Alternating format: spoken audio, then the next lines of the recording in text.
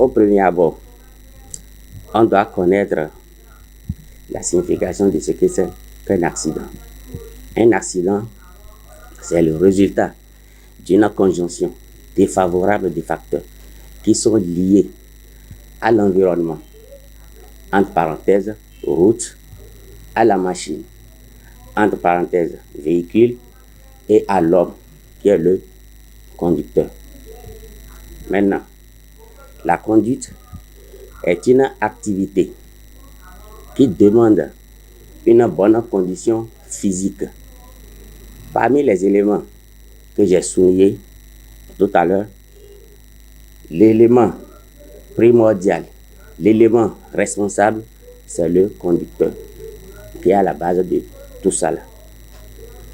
La première cause que je peux souligner est l'excès de vitesse. Après l'excès de vitesse, parce que quand on parle d'excès de vitesse, il y a une vitesse qui est limitée en agglomération.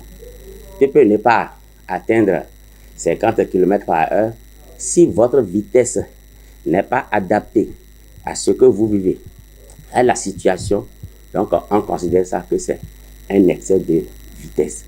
Donc, il y a une confusion entre ces thèmes-là. Vitesse excessive et excès de vitesse. Maintenant, au niveau de la conduite est une activité qui demande une bonne condition physique, telle que je l'ai dit tout à l'heure. Certaines maladies ou traitements sont incompatibles avec la conduite. Si quelqu'un sent des malaises, la personne n'a qu'à laisser le volant.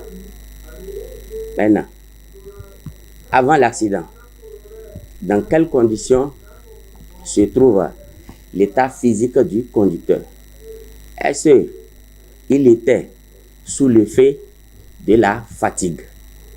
Ou bien il était sous l'effet d'un état d'ivresse? Point d'interrogation, on ne sait pas. L'élément primordial, l'élément principal, l'élément responsable, c'est le conducteur. Maintenant, on va attaquer la machine. Donc, quand la machine connaît une défaillance, donc automatiquement, le contrôleur ne peut plus maîtriser le véhicule. Quand il y a déjà une défaillance au niveau de la machine, le conducteur ne peut plus se retrouver. Donc là, maintenant, qu'est-ce qu'il faut faire? Au niveau des véhicules, l'entretien, c'est comment? Est-ce que l'entretien, ils font ça comme cela se doit? Parce que les véhicules roulent, ils font au moins 500 km à l'aller et même qu'à pour le retour. Ils ont combien de conducteurs pour faire ce long trajet-là? 500 km à l'aller, 500 km pour le retour. Est-ce que c'est un seul conducteur qui fait l'aller et le second fait le retour? Je ne sais pas. Et à Nati Tengu, je suis allé une fois à l'aller, c'était deux conducteurs qui nous ont conduits. Mais au retour, c'est un seul conducteur qui nous a conduits depuis Nati Tengu à Cotonou. Depuis 7h ou bien 6h30 qu'il est monté au volant comme ça. C'est à 20h qu'on est arrivé à Cotonou. Ouais, c'est lui seul qui a fait le trajet. C'est fatigant. Qu'est-ce que je fais au cours du trajet? Chaque fois, je quitte ma place là-bas pour aller voir est-ce que le chauffeur ne somnole pas par hasard. Je fais toutes ces navettes-là dans le cas. Donc, ce que je peux demander aux gens, c'est de prendre le secteur-là au sérieux. Parce qu'on ne peut pas mettre la vie des gens en danger. Ce que nous avons comme part de responsabilité, c'est de leur apprendre ce que dit le code de la route. Parce que l'accident qui s'est produit maintenant, parce que c'est une collision entre deux véhicules. Et cette collision-là maintenant, on appelle ça choc frontal. Dans le secteur du code de la route, qu'est-ce que le code a prévu dans ce sens-là pour éviter des chocs frontaux? Il y a des précautions à prendre pour faire un bon croisement. Parce que c'est le croisement défectueux, ça. pour croiser, c'est une manœuvre très dangereuse qui s'effectue par la droite. Chacun de nous doit serrer son couloir de marche, sa droite.